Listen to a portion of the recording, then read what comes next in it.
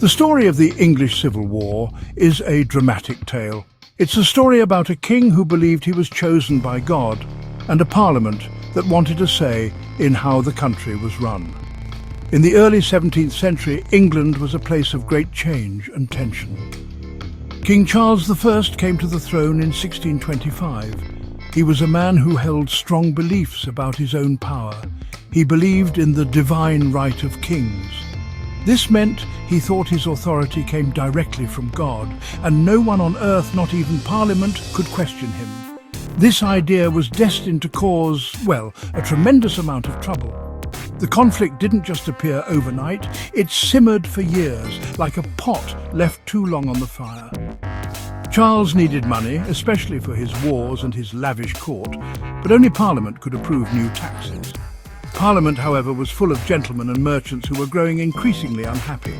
They disliked the king's religious policies, which they felt were too close to Catholicism. They also deeply resented his attempts to raise money without their consent, using old, forgotten laws or simply demanding forced loans. This was a power struggle at its very heart, a clash over who truly held the reins of England. Imagine the scene at court. Charles was refined and elegant, a great collector of art, but he was also stubborn and politically clumsy.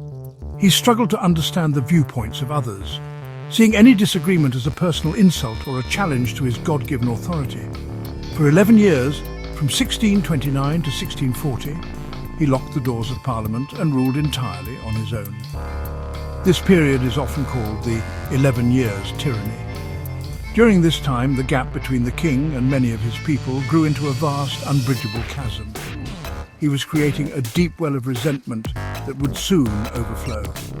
The final straw came when Charles tried to impose a new English-style prayer book on the fiercely independent people of Scotland. The Scots rebelled, and Charles needed an army, which meant he needed money. He was finally forced to recall Parliament in 1640, but this Parliament was in no mood to simply hand over cash. They arrived with a long list of grievances, a catalogue of complaints against his rule. The stage was set for a monumental confrontation. This wasn't just about taxes anymore. It was about the fundamental nature of power and liberty in England. The kingdom was on the brink of breaking apart. When talking failed, swords were drawn. The English Civil War began in earnest in 1642 when Charles raised his royal standard at Nottingham. England was split in two. On one side were the Cavaliers who supported the king. They were often aristocrats from the north and west of England, known for their long hair and flamboyant style. On the other side were the Roundheads, the supporters of Parliament. They were named for their practical, short haircuts and were typically merchants, townspeople and Puritans from the south and east. Families were divided and towns turned against each other in a brutal conflict. The early years of the war were a messy affair, with battles swaying back and forth. The king's forces, with their experienced cavalry commanders like his nephew Prince Rupert, had some initial successes. But Parliament had a crucial advantage. They controlled London, the richest city in the kingdom, and the navy. More importantly, they found a military genius in a gentleman farmer named Oliver Cromwell. Cromwell was a deeply religious man who believed he was doing God's work. He created a new kind of army, the New Model Army. It was professional, highly disciplined, and promoted soldiers based on merit, not on their noble birth. The Battle of Naseby in 1645 was the decisive moment of the war. It was a crushing defeat for the Royalists. The New Model Army, with its iron discipline and strategic brilliance, completely overwhelmed the king's forces. After this battle, the Royalist cause was essentially lost. Charles's private letters were captured, revealing his attempts to bring foreign armies into England. This discovery destroyed any remaining trust Parliament might have had in him. The war dragged on for a little longer, but the king was now a fugitive, a ruler without a kingdom, desperately seeking a way to regain his lost power.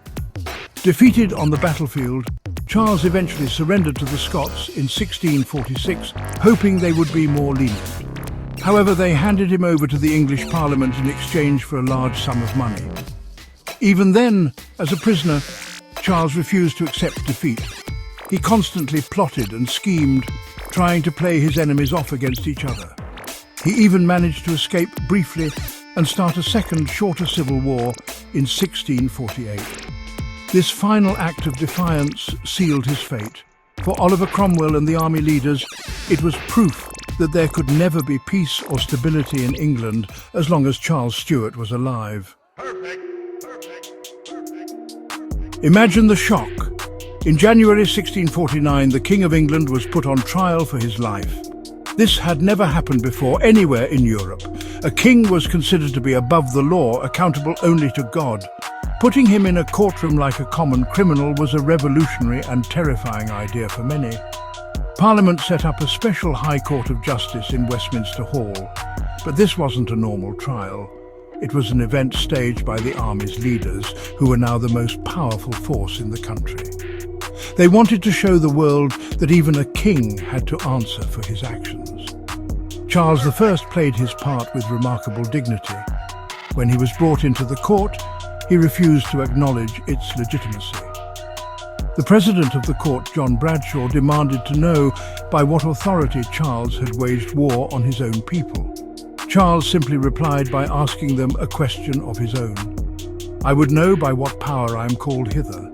He believed the court had no legal right to try him.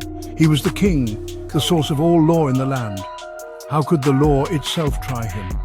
He sat there, day after day, calmly refusing to enter a plea of guilty or not guilty. The trial was a piece of political theatre. The outcome was never really in doubt.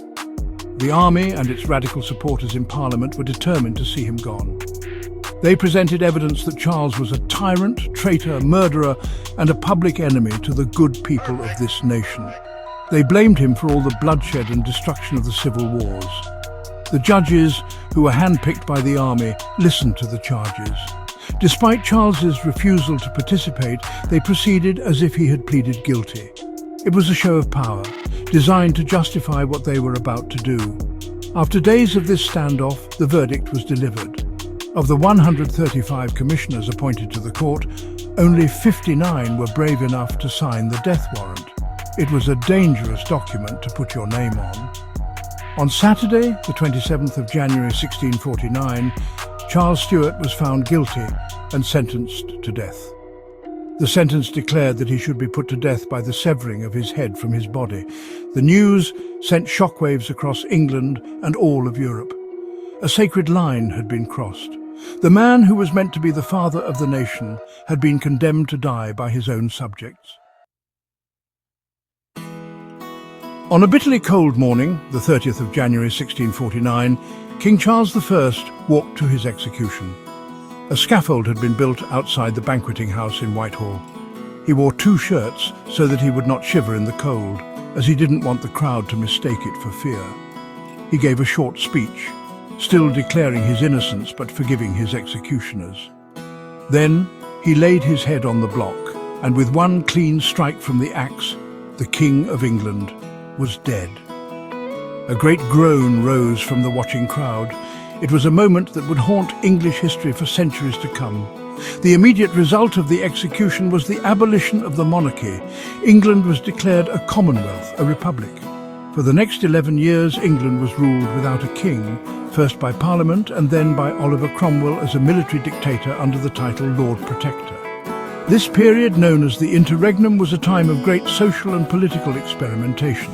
However, the Republic never truly won the hearts of the majority of the English people. When Cromwell died, his system crumbled, and in 1660 the nation joyfully welcomed back the executed king's son Charles II to restore the monarchy. But things could never go back to how they were before.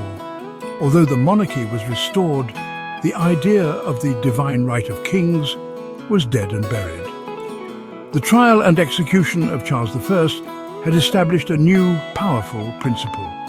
A monarch could not rule without the consent of Parliament. It set a precedent that the people's representatives could hold the highest power in the land to account. This laid the groundwork for the future of British politics, leading directly to the glorious revolution of 1688 and the establishment of the constitutional monarchy that exists today, where the monarch reigns but does not rule. So why does this dramatic event from over 350 years ago still matter? The trial of Charles I is a cornerstone in the story of democracy. It represents a pivotal moment in the long, often bloody struggle for parliamentary sovereignty and individual rights against the power of an absolute ruler. It raises timeless questions about justice, power, and who has the right to govern. The echoes of that axe falling in Whitehall can still be heard in modern debates about the limits of state power and the accountability of our leaders. It's a powerful reminder that the journey towards the freedoms we have today was a very difficult one indeed.